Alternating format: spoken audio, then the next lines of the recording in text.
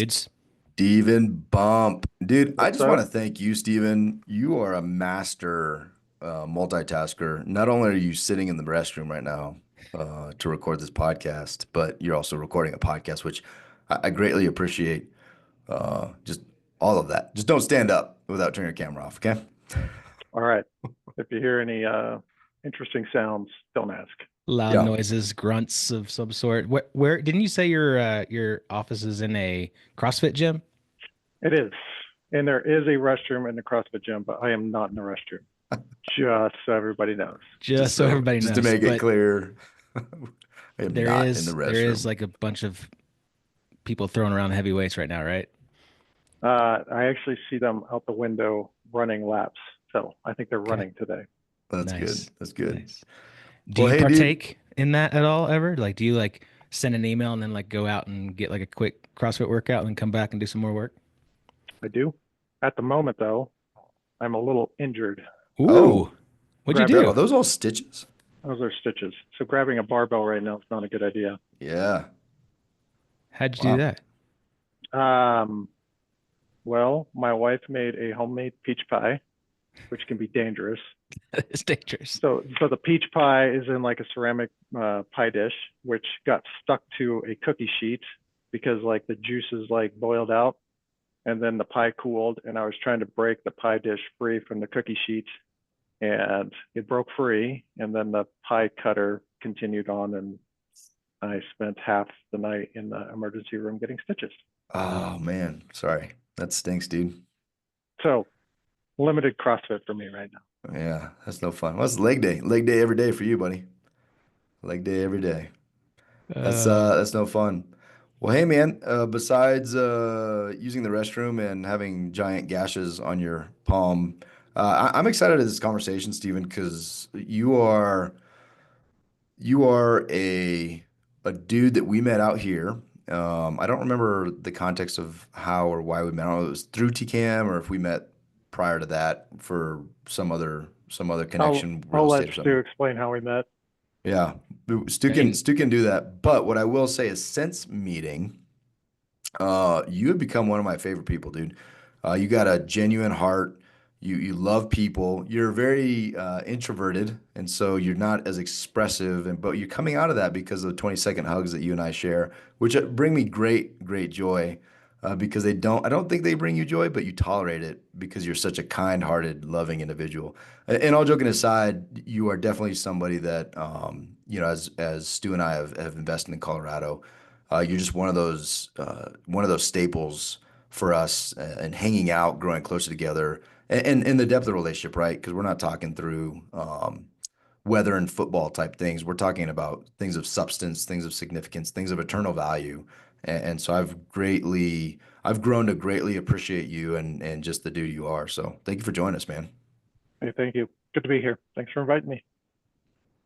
I want to kind of start at the beginning and just hear a little bit of background about Stephen Bump and who you are, where you came from, maybe a little bit of family background, and get us going on this journey of where you came from to where we're gonna go, if you don't mind. Sure. Sure. I'll go into a little detailed family background, but not bore you with all the details. So I'm the youngest of four kids. I was born in Colorado Springs, so not too far from here. Um, and then actually, it's significant later, but when I was in kindergarten, I went on a field trip to the Air Force Academy. So that's actually where the seed got planted for what's to come later. But Gross, didn't think dude. That's about, gross. Are hey, your come on, parents, come on. do you hold them responsible or liable for those Mm, early seeds planted? Just curious. no, no, because they probably don't even know I went on a field trip because, yeah, they were working. No, they might know. I don't know. So lived in Colorado Springs till I was 10, and then my family moved to Nebraska, western Nebraska, middle of nowhere. So then as I was like approaching, I think I was probably a junior in high school, started thinking about what I'm going to do next. And my family was pretty poor. We didn't have a whole lot of resources. And so I wanted to go to college. And so that seed that was planted when I was in kindergarten kind of came back, and I was like, maybe I could go to the Air Force Academy.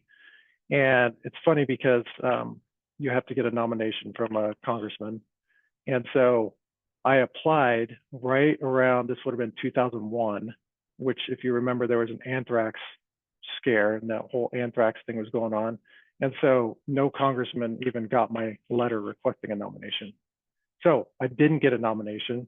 Or no, there was one congressman that did get my letter, and I had an interview with him.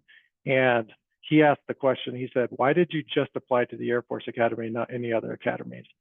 And I said, "Because I don't want to go to any other academies." And he didn't really seem to like that answer. And so I didn't get a nomination. So I actually enlisted in the Air Force after that, and then found my way to the academy a year later. So took a little bit of a detour, but I don't know that I knew that, dude. I don't know that I knew you enlisted and then went. That's fascinating too, because I'm assuming that congressman wasn't an academy grad of any kind, had no uh, real intimate knowledge of the difference between all of them, or that some people so don't want to go to all of them. so I don't remember the specifics, and it wasn't actually the congressman himself. He had like a interview panel that was somebody else asked me that question. I don't remember who he was, but yeah, another fun fact. So actually, I enlisted in the Air Force, and I was going to be a Chinese linguist and language schools in Monterey, California. I got to Monterey, and I was loving it. I was like, "This is awesome. Um, I want to stay here. I want to go to language school." So I'd already applied to the academy, and I actually called and I withdrew my application. And then, like maybe a week later, I was in class, in a Chinese class, and somebody came, knocked on the door, and said I needed to go see the commander over lunch. And so I was kind of freaking out. I was like, "What's going on? Like, why do I have to see the commander?" And so I went to the commander's office over lunch, and I go in, report in and everything, and he said, "Congratulations, you've been accepted to the Air Force Academy." And I was like, "Oh, about that." And so then I was like, I actually called them last week and withdrew my application. And I was like, I guess they didn't get the memo. And he was like, "Well, I'm going to fix that for you. You're going to the Air Force Academy." And so, That's awesome. yep, God which, had a different plan despite your short-term desire to stay in Monterey for language school yeah, at which, DLA for looking what, back six on it, months or a year? yeah, it was like a year and a half, but still, looking back on it, I don't remember his name. I don't remember much about him. I remember having this conversation, but completely changed my life, like changed the entire direction of my life. And he probably doesn't remember this at all, but Oh yeah. Was he a Navy guy? Because the overall CO because DLA do they have their own Air it's Force units joint. there? They do. So Okay, gotcha. this would have been just Air Force, but yeah, Gotcha. it is a joint. There's a services there. Stephen, So yeah, did you have was there any military background at all in your family? And like you said, you're the youngest. Like what were the other siblings doing? What direction were they going? they all went in very different directions. My oldest sister, she's actually deaf, and so she was at that time. She would have been, I think she was in college, and it's Gallaudet University, which is like a deaf college. So she was going to school there. And then my oldest brother, he was actually in a Bible college.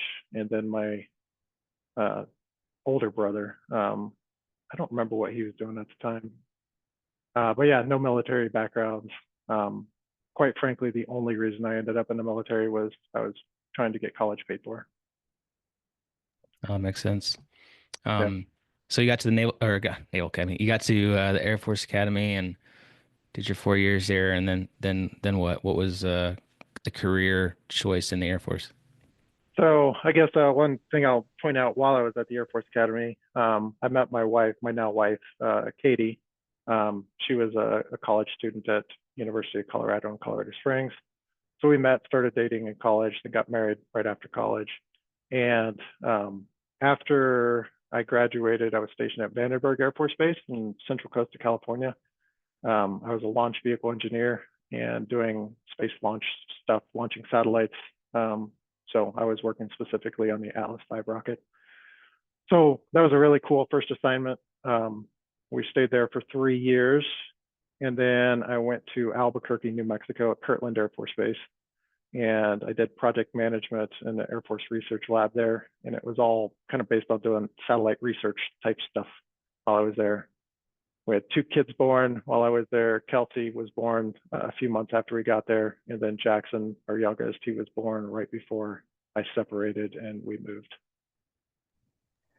You had mentioned kind of just in briefing, as you're kind of telling your story growing up, that your parents maybe didn't even know that you went on a field trip because they were working all the time. What's that about? Can you expand on that a little bit?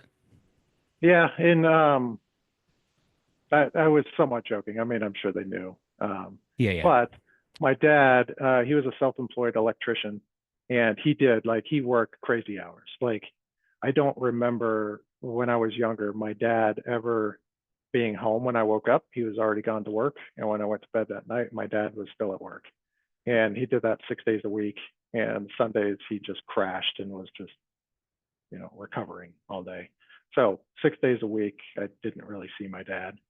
And then my mom, most of my childhood, she was a stay-at-home mom. So, I'm sure my mom knew I was on a field trip. But I guess since you've pulled on that thread, I'll share. So we moved to Nebraska when I was 10, and then my dad, he tried to start up a business there doing the same thing. He was an electrician, tried to do the same thing and never really stuck. And so I was probably 12 years old when he kind of had a mental breakdown and he stopped working. And so from that point, so it's kind of like 2 very different sides of my dad growing up. When I was younger, I didn't see him. And then from the time I was about 12 until I left home, he spent most of the day just in bed, and just he hasn't really worked since then. And so, this was 30-ish years ago. And so my he's still around, but yeah, he hasn't really worked since then. So 2 very different sides of my dad.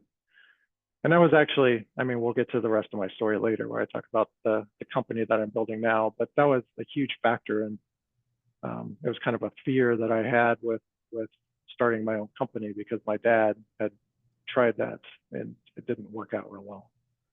Well, yeah, it's that's where my mind went immediately because you're building this incredible business, and when you said that, my mind immediately went to, man, I wonder there must have been significant challenges and hurdles to get over just to be brave enough to take that step, right? Like there's still certain things that my parents never started businesses, but I still remember to this day, and it was kind of like a passing comment that my mom made. I was looking to work with actually Stu, Nate Thayer.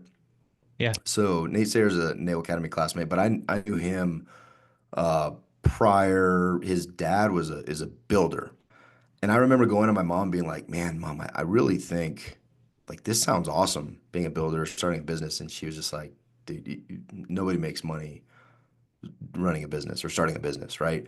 And he was he was very successful, and I had an insider knowledge because I actually worked for him. I hammered nails for him. But these things and as parents, we need to be very, very, we need to be cognizant of the advice we give because our kids just might take that advice, right? And so we have to be very thoughtful around those things that we say because they have an impact. And so your impact or what, the experience that you had, and that's significant. That's a lived experience well beyond words. And you observed that for years. And so that's fascinating. I can't wait to get into that.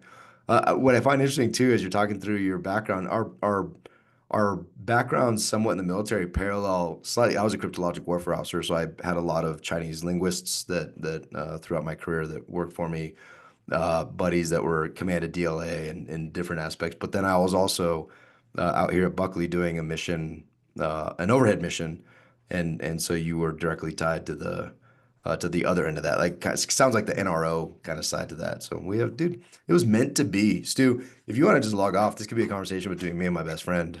Yeah. If you wanna do that. So Naval Academy, or I'm sorry, I did the same thing. Air Force Academy. You I'm have just this gonna sign off experience. here. Yeah. If I hear that one more time, Sorry, dropping dude. off. Sorry, that was my mistake. Um, so what drove the decision to get out, and what would you do after that?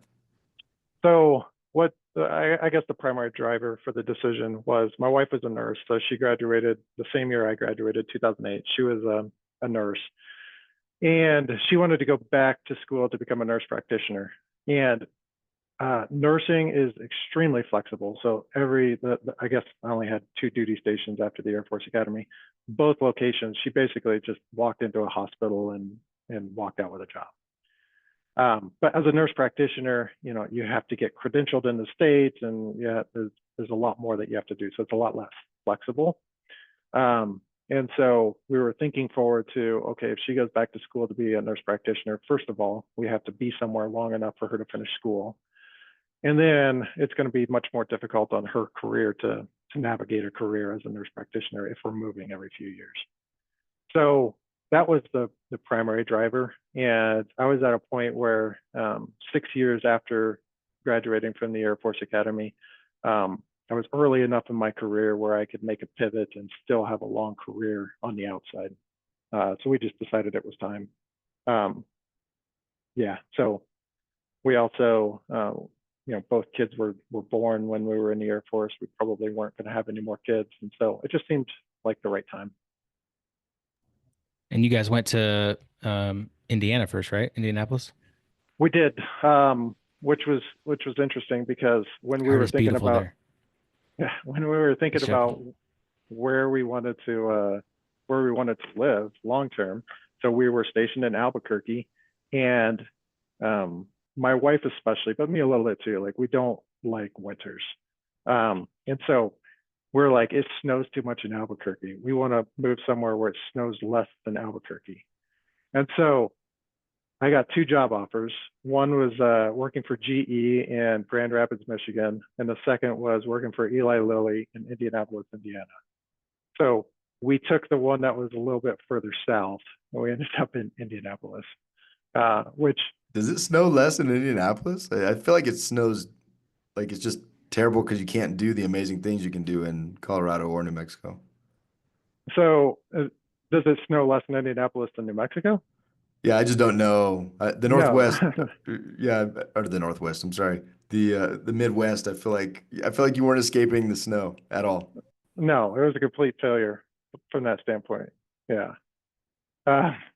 But it was a great opportunity. And actually both the job opportunities I had, I was blessed to have both those opportunities. And it was actually a really hard choice deciding which one I'd take.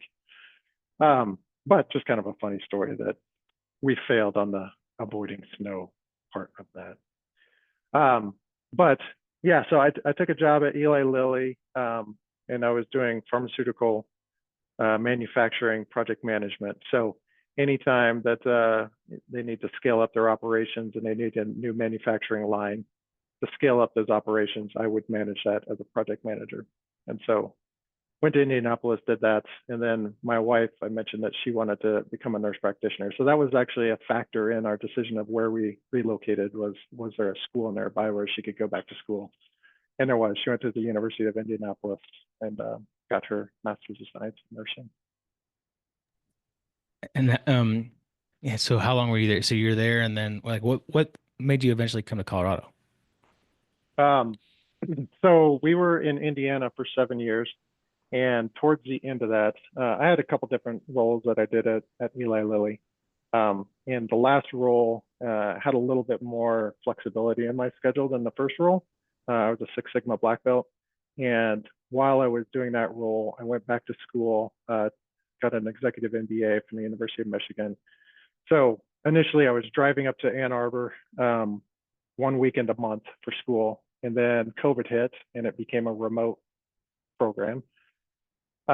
So as that was winding down, I was wrapping that up in 2021. So we're in the middle of COVID. My wife, her parents lived in Erie, Colorado, which is where we live now. So we just decided because of COVID, it was just important to get close to her parents. And we wanted to be closer to them. She also has a twin brother who lives out here, wanted to be closer to him. He actually had his first child was born in December 2019. So she wanted to be close to her nephew. So it was primarily driven around family, the decision. But so right when I finished the executive MBA, we pulled the trigger. I left Lilly and we moved to Colorado. So we've been out here for coming up on 4 years now. Yeah, that's awesome, man. It's crazy how things go full circle and bring you back here. And so now you're in Colorado doing your thing with Lily, and you decide to what I imagine was probably a very tough decision. You're going to build a business. Yeah. And so what happened? So 2021, I left Lilly when we moved here. The role I was in there, it really wasn't a role that could be done remotely. And so it just didn't make sense. But I left Lilly on great terms.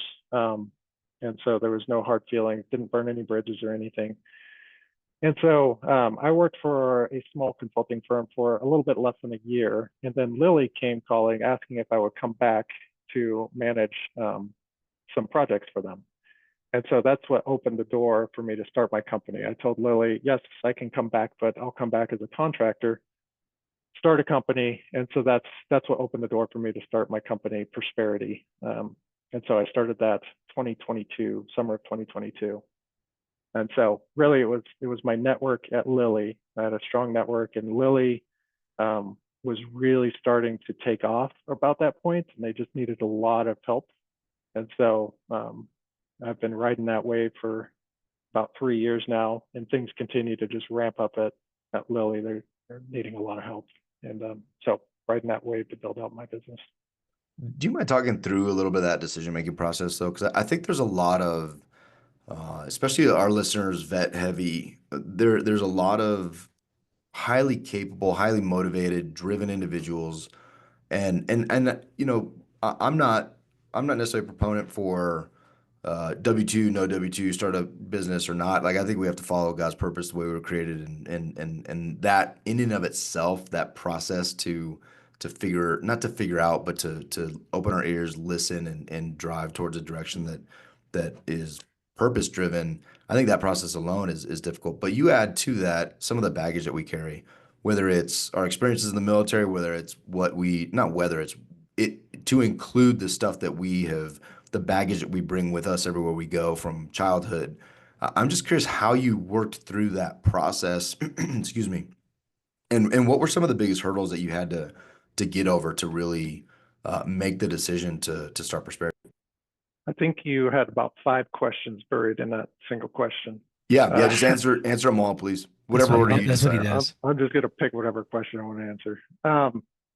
No, well, first thing I want to point out is something I didn't realize when I got out of the military, that I now recognize the importance of your network. So my network at Lilly, like the folks that I knew there, the people that I worked with, have completely made me starting my company possible. It wouldn't have been possible without that network. And I almost feel like a lot of people overemphasize, not that it's not important, but they overemphasize education and going and getting a degree. And just the power of your network is so important. And maybe you can build a network through your education, but there's other ways to build that network. If you go work for a big company, there's a lot of different ways to build that network. So that's the first thing that I think is important to note. The other thing is that people talk about having the guts to take an entrepreneurial leap and to start a company. For me, not to discredit anything I've done, but Lilly came back to me asking if I would do this work. I had a contract in place before I took that leap, and that contract was for 2 years. So it made taking that leap much easier for me.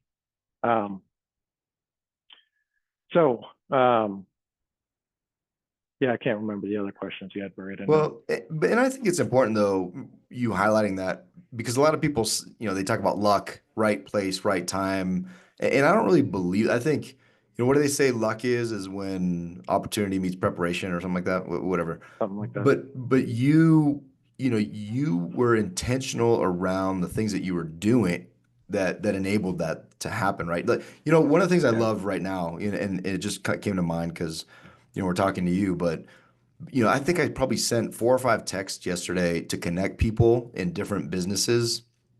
I'll get nothing out of that outside of the joy of connecting amazing people to hopefully my prayer is to that they do business, but that's just from saying a lot of hellos, right? And being very intentional with, because I think a lot of people will They'll make efforts to get stuff to hang on the wall in degrees, and put things like being kind to the side. And really, the being kind part, that can be the thing that is a catalyst that changes everything.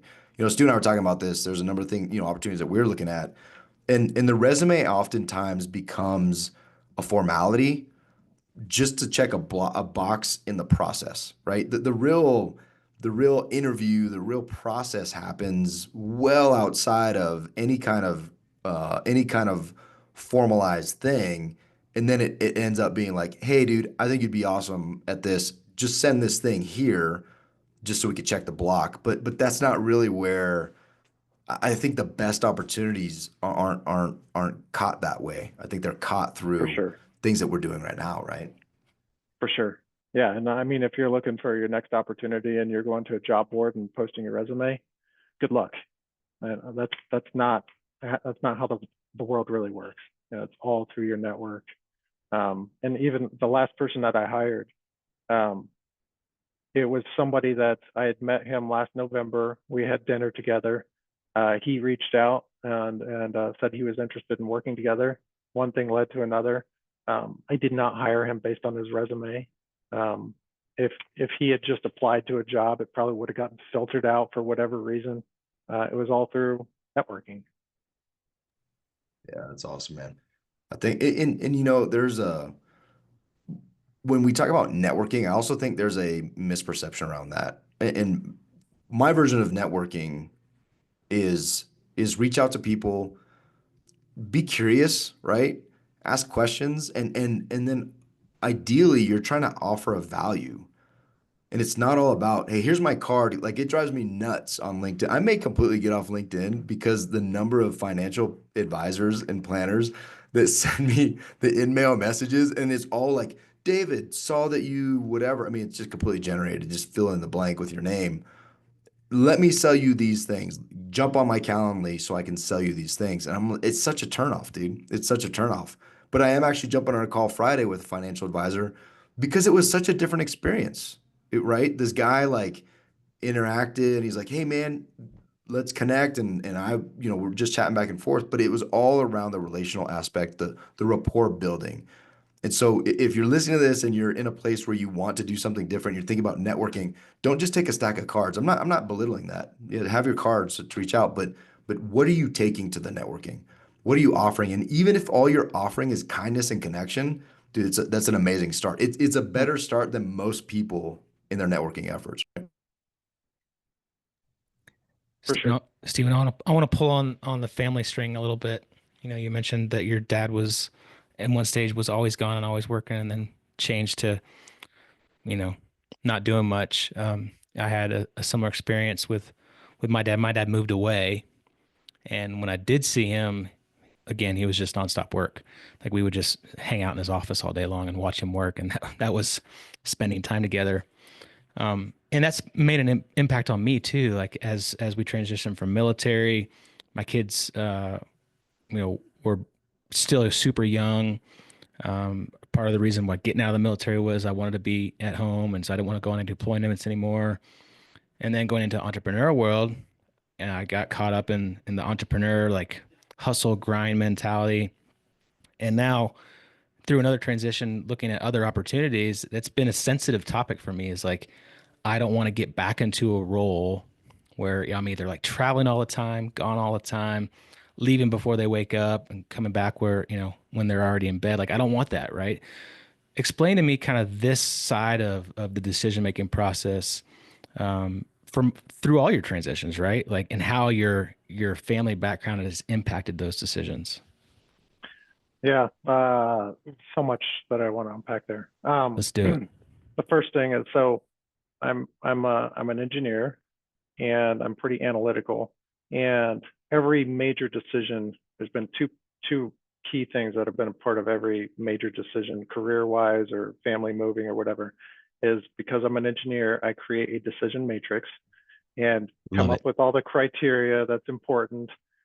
Sometimes it's avoiding snow. Yeah, But that worked out really well for you. yeah, You must be a really good engineer. yeah. So that's been one part of every decision. The other thing is, it was before I transitioned out of the Air Force about 12 years ago. My wife and I spent a whole lot of time, a whole lot of dates creating a family mission statement. And the family mission statement is very simple, but getting to that point was like so much conversation and so much. The actual family mission statement is not the important part. It was all the conversations that fed into it. So now every time that we have a major life decision that we're facing, we always revisit that family mission statement and kind of keeps us grounded on what's important. So yeah, every major decision that's kind of been a part of it. But the other thing that when I started my company 3 years ago, I approached it as I was kind of taking a different just approach to career than I had previously. I think a lot of us focus on we got to find the right opportunity, and if we get it wrong, we're screwed. And I kind of reached a point where I said, you know, I don't know if starting a business is the right thing for me, but let's run an experiment. Let's try it out. Let's see what we learn. And so that was my mentality when I started Prosperity. And initially I started it off and it was just me. And part of that was strategic because I wanted to try it out before I started hiring employees and scaling where I'm responsible for their livelihoods. And so initially it was just me. And so I ran that experiment and I said, okay, what have I learned through that experiment? And what I learned was that, interestingly, I would say a huge motivator for me starting my company was financial, but that wasn't the major benefit. The major benefit that I realized through that experiment was how much more flexibility I had and how much more available and present I could be for my family. And that was the kind of the aha. That's what I learned through that experiment, if you will. And so I reached a point last summer where I said, you know, this has been great. I have so much more flexibility. I don't have a set number of days of PTO. If I want to take time off, if that's what I prioritize, taking time off, I can do that. The contract I have, it's hourly. And so if I take time off, I'm not getting paid, but that's a decision that I'm making. So if I want to go snowboarding with you dudes on a Thursday, I can do that. I don't have to ask anybody for permission. So I kind of reached a point last summer where I said, okay, I've ran the experiment of working for myself. What's the next experiment that I want to run? And I decided that next experiment would be, I do want to scale a company. Let's hire employees. But I want to make sure that as we scale, that I provide that same level of flexibility for my employees that I enjoyed for the 2 years that I was self-employed. And a major reason for that is I don't want to just provide flexibility so that people can go snowboarding, although that's fun and cool. It's so that they can serve their families and serve their community in whatever capacity is most important to them, you know, depending on what chapter of life that they're in, what phase of life that they're in, you know, if they have young kids at home, or maybe they have aging parents that they need to care for, whatever capacity that's in, or if they're like right now, I coach my son's soccer team. If they're passionate about coaching youth sports, can I provide flexible opportunities for people so that they can do meaningful, impactful things like that? That's awesome, man. When I think one thing I love about you is you're a dude of action. And so what is it that you always say, Stu? What's caught is greater than what's taught, right? And so your Yeah. employees are also seeing an example of somebody who is taking action the same way that you're trying to provide the opportunities, right? And I would, you know, it's interesting. We had a conversation the other day, and it was around this flexibility and prioritizing it. And you said, I think you said, hey man, my Friday afternoons, I've blocked those. And I was like, oh dude, that's where our misalignment is, because I've blocked my Friday mornings. So we were just not able to connect. We were missing each other in these opportunities to hang out. But it's not just the hangout, it's not the fun part. It's more around a commitment to diving into deeper relationships with other men, right? And it's a mission that we are all passionate about on how do I maximize my relationships, because I know that my relational capital is the greatest indicator of my overall health and longevity. Like that is the stat. And so there's also this aspect, this mission aspect of I think too many of us get wrapped up in these fire movements of whatever, financial independence, retire early and all this freedom in order to do nothing with it. But you're very, very intentional. And I bet you probably have a spreadsheet like that probably drove you towards, okay, Friday afternoons is going to be is the nominal time based on my decision matrix of Xe Wadi and Adi Hu, right? Or I just And I looked at my love that. calendar. Oh, okay. I thought maybe it was deeper than that. I thought it was maybe deeper. But I appreciate it's fascinating to me, and I'm curious, how do you communicate that level of intentionality to your employees? Like, are you actively what you just said to us right now, are you actively conveying that to them so that it challenges their thoughts around what to do with this freedom, or even to take advantage of the freedom that you want to offer and desire for them? So I don't have a specific way of doing that right now, but I have some thoughts and things that I want to implement. So one of the things that I've talked about implementing, and I have a business partner. Her name's Jenny. She lives in Scottsdale, and so her and I are very aligned on this.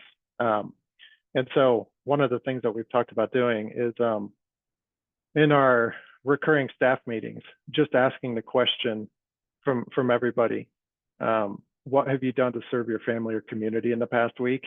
And what do you plan to do in the next week to serve your family or community? Just to keep that front of mind that like, hey, while serving our client is important, and I think that's where a lot of service-based businesses they get to that point where they're very focused on serving their client, which is critical. You have to, and we have to serve our client well in order to be able to have the flexibility to serve our families and community well. But just asking that question every week of our staff, what are we doing to serve other people? And there's no right or wrong answer, but it's just that weekly trigger to think about that. It's also a challenge, right? Like if I know you're going to ask me in the meeting, hey, how'd you serve your family? I'm like, oh man, what am I? Just challenging someone to bring that front of mind is a beautiful thing, dude. I love that. And I think what I love most about that is the opportunity to drive, um, really using business as a ministry. Like it's to drive a deeper meaning, but we have such a unique, or you have such a unique place, especially as a business owner, to just change the paradigm around, right? To change it and be like, to ask questions that most places that are employing folks are not asking those types of questions. Which is super cool. Yeah, yeah. The other thing that we hope to implement next summer. So I haven't done this yet, but hoping to implement this is, I mean, you hear about a lot of like consulting firms where all the employees are remote or they're spread apart. They're not local. They'll get together once a year and go to Vegas or go to Cancun or Cabo, just to kind of build that team building opportunity. And so it's a concept that we would like to do, but instead of going to Vegas, what if we all went on a mission trip together and went and served, people in need somewhere? That's something that we would really like to do. So we haven't implemented that yet, but we're the wheels are turning there and trying to figure out how we can make that happen. The what we've found and what a lot of people talk about in the entrepreneur world is just this nonstop uh, desire or attraction to hustle, to grind. A lot of people say like, "Hey, I've chose entrepreneurship and I'm working 80 hours a week, not to be employed for a 40-hour work week, right? At a W-2 job." Um, and you mentioned priorities. You mentioned maintaining those priorities. How have you balanced that? How have you balanced that desire to grow and scale now that you're building your own company versus the priorities of family time, snowboarding with two amazing, handsome dudes from the Naval Academy, um, your faith, right? Like staying healthy and doing some CrossFit workouts. Like, how are you balancing all that stuff and ensuring that you aren't getting to that 80-hour work week as you're trying to grow and scale your business? That honestly has been the hardest part. Um, And I'm in the next phase of the experiment right now, and that's what I'm learning in this phase of the experiment is, I guess I didn't think through that going from I started my company 3 years ago, but being self-employed and then trying to actually grow and scale a business is very different. And so right now I'm still doing billable work, client billable work. So I'm getting pulled in that direction. But then I'm trying to grow a company, but getting pulled in that direction, and then just lumping life, everything else together. So I'm getting pulled in 3 different directions. I can only do 2 of those 3 things well. Which 2 am I going to pick? And I'm not going to sacrifice time with my family. I'm not going to sacrifice that one. And so trying to squeeze the other 2 in, that's been the biggest challenge. One of the things that I'm hoping to do is to just set aside, we talked earlier about Friday afternoons or youth block Friday mornings. What I was planning on doing was blocking Friday mornings. That would be my scaling the business time, focus on that. And then Friday afternoons, friendship, hang out with other guys. So trying to figure out how to do 2 of those 3 things is tricky. Well, I based on your heart around it, I believe that you're going to be able to do it really successfully. And I think there's going to be a natural outpouring of one of the things that we talk about all the times with business. A lot of us focus on one aspect of sales, right? Like, how do I get clients, whether that's a service-based or a selling-based industry? How do I get people to consume my stuff, whatever that is? And a lot of times we don't think about the other side of that is how do I attract talent to then scale this side? And I think just, I'm excited to see for you, especially as you continue to bring on employees and the culture you create, how that the intentionality around the culture also brings in like-minded people who desire something greater than just whatever, a 9 to 5 or a contracting job, but desire to be around people, because it happens the other way too, right? Like people are going to hear about that from employees or people that you serve, and they're going to be like, "Ooh, I want to be a part of that." So it's not just job ads that go out. Same thing with the resume. It's not just you're not going to attract. The other side of that equation is equally as hard. You're not going to attract great talent just by putting a Indeed post or whatever. Like there's the other side of that is bringing the people in that are drawn to who you guys are, and so it's exciting, man. I'm super excited as you scale that. I'm super excited to align our calendars to Friday afternoons. That's actually something that I am this week. This Friday is not it was already booked out, but I'm looking Fridays forward. And I encourage all our listeners, like, how are you actually, if you're not planning, if you're not scheduling this stuff, it's not going to happen. Like if the priorities that you identify in your life are not on your calendar, I promise you that one, they're not going to happen. 2, are they really priorities, right? And so, Stephen, Well, you challenged me after our meeting. I'm like, oh, dude, I need to reverse this calendar because it's important to me to invest in our relationship. one thing I do need to clarify, and we should probably talk through this offline, probably not the right time for that, but right now on my calendar, the hold says hold for North Denver Dudes Day. Yeah. Yeah. And which North Denver is not Lakewood. So No. we should chat. And I gave you this book. You guessed it at the forum, and I gave you this book. We've talked about it, Made for People, and it's about friendship. And there's one chapter in here that's really specific. It's Stu, do you remember You talking where about proximity? No, not proximity. Oh, here it is, chapter 5. It's called Invitation. And the subtext to that is the art of open circles and the habit of inclusion, right? And so He has his. the It look like idea it's of been read that, yet. yeah, he's not cracked it. That's the first time he's cracked it. But the idea is how ungodly it is to be exclusive also. So not that I don't know that maybe is a message you need to hear. But I just felt led to highlight that chapter to you. You might want to dig into that and put that in your spreadsheet. I'll maybe during that block of time on Friday, maybe I'll pivot and Yeah. I'll take a look at that instead. Stephen, so as you're growing Prosperity, as you're, trying to find the right people and the right fit, um, what is that? What does that look like? What does the future of Prosperity look like? Who are you looking for? What type of role, what type of person would be a good fit, for you and for the growth of this company? So I think the first thing that comes to mind is people that are service oriented, like people that want to serve others. Um, and I mentioned earlier about serving families and communities, but also those types of people also serve the client well. But the other thing that's important is people that are entrepreneurial, people that are proactive, self-sufficient. We're a small company right now. There's only 4 of us. We're scaling, we're growing, but we don't have a strong onboarding program where we can train people how to do the job. People need to be self-sufficient, be able to figure that out on their own, be proactive, ask the questions. So that's huge.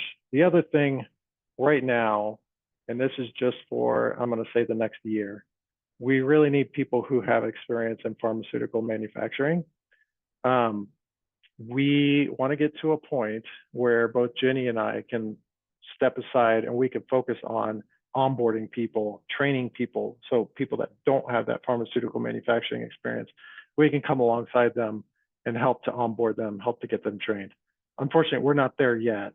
So we need people that have that pharmaceutical manufacturing experience. So project managers, automation engineers, cost controllers, C&Q, which stands for commissioning and qualification leads. And anybody who's worked in pharmaceutical manufacturing, they know what like a C&Q lead is. They know what it means to work in a GMP environment. So if anybody knows those acronyms, you're probably, and you're service minded, you're somebody I want to talk to. Good man. I didn't ever presume I'd be someone you wanted to talk to, but no clue what the acronyms are. I heard Audi Woody and blinker fluid. That's what I heard. The rotary Okay. girder. The rotary girder. Yeah. Steven, you do not want to hire David. Trust No, me. no, it's a guarantee. Trust me. Um, this is good, Noted. man. This is good. I'm excited to watch you grow, Prosperity grow. I'm excited to just be a small part of that and help you find that talent, help you just as a friend, as a cheerleader, um, and watch that all go down because I know it's going to happen. And Thanks. yeah, man, I'm gonna try to maybe organize my calendar too to meet you on those Fridays. Do a little mountain bike in the summer. North You, Denver. North North Denver. Denver. Well, North Denver. I'll commute. Like I'm happy to commute. If you're willing to commute, then Then the that's it. invitation's Then out the there. invitation's Yeah. open for commuters. Yeah. Okay. Yeah, Fair dude, enough. Steven, super excited for you, brother. Can't wait to see not only the growth of the business and what that looks like, but the growth of the human beings that God's going to put in your path to lead and to guide. I'm just super excited for them as well, whoever they are, as it grows to be just in a position, a unique position to for you to live in your blessing of leadership and how that looks and manifests for those that choose to be part of your team and for your clients as well. So it's super exciting, dude. Pumped and pumped to grow in relationship as we commute to NoCo, and happy to do that. But chapter 5, read chapter 5, buddy. Yes, sir. Stephen, where do we send people? How do people get a hold of you and reach out and find more about what you're doing at Prosperity? So you can go to our website, Prosperity, which is PERSPERITY.net. That's prosperity.net. Or you can look me up on LinkedIn. My first name, Stephen, last name Bump, BUMP. So you can look me up on LinkedIn and find me there. Not real active on other social media platforms, but you can find me on LinkedIn or go to my website. Cool, man. We'll put both of those in the show notes. Again, thank you for your time. Thank you for just the story and the vulnerability of everything you got going on. Like David said, we love hanging out with you, and that friendship has been really cool to see grow as well. So, guys and gals, reach out to Steven, and especially if this is something that within your range of work environment experience. He's got a fantastic company that he started, It'd be a really, really great place to work. Check it out. Steven, thanks, man. Thanks, guys. Appreciate the time. Thanks, brother. See ya.